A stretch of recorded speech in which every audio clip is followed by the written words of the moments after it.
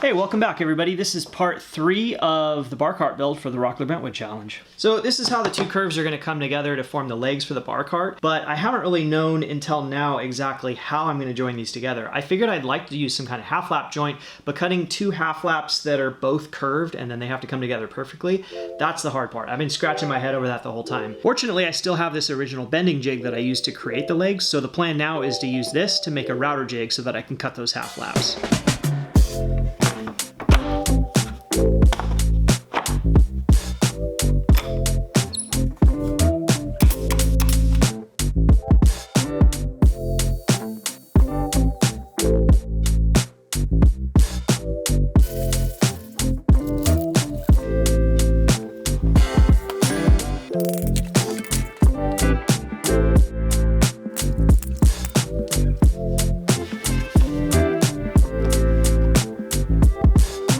Off camera, I've been doing some test cuts into some scraps of MDF with this router jig that I just made, and they're coming out pretty good. I did use a little strip of maple and even some blue tape to shim it up a little bit because I want that joinery to be super tight. But this is the scary part because a lot of work's gone into those legs and I'm about to put a big old cut right in the middle.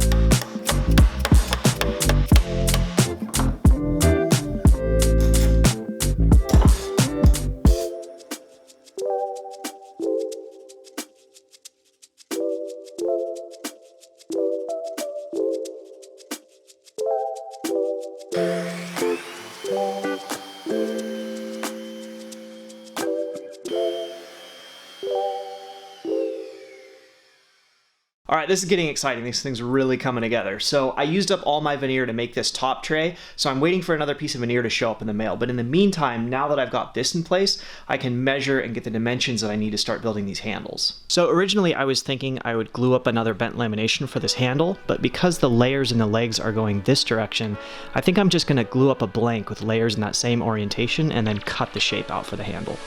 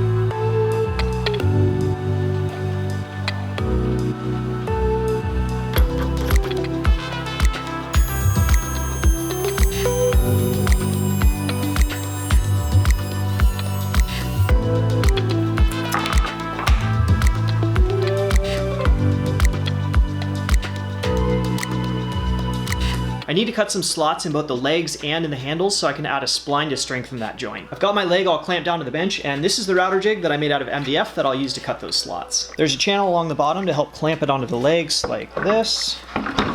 And this is the section where the router base rides to guide the cut. I'm using this spiral compression bit from Bits and Bits Company to make sure I get a really smooth cut.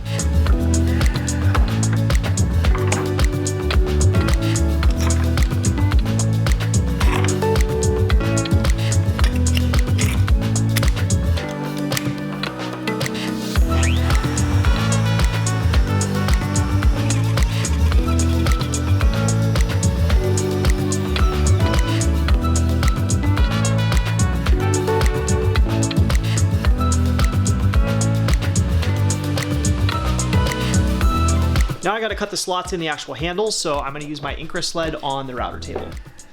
All right, here's the handle. I have it secured with a bunch of clamps. I got a stop block there. This is the same spiral compression bit that I used before, and one more stop block here to limit the depth of the cut.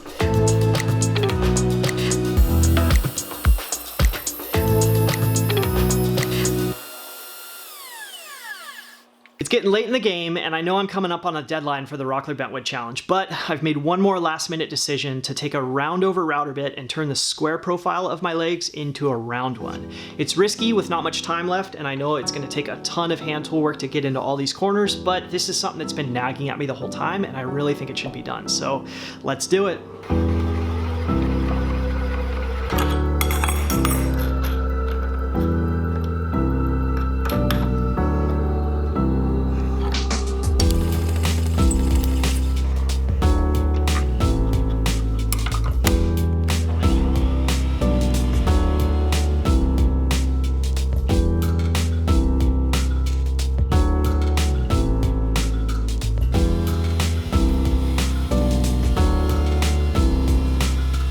All right, that went just about as good as I could have hoped for. Now I just have a bunch of carving and sanding ahead of me.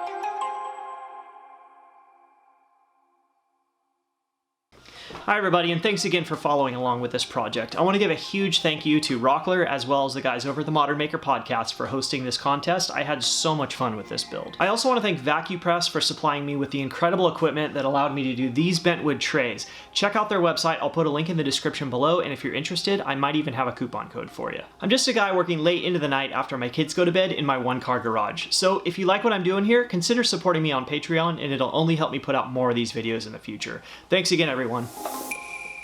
A huge thank you to all of my supporters on Patreon, especially Antonio Magtoto, Robert Barnowski, Wood by Nate, Felix, and Mark Yates. If you want to support me and get a shout out at the end of one of these videos, just find me on Patreon. See you later.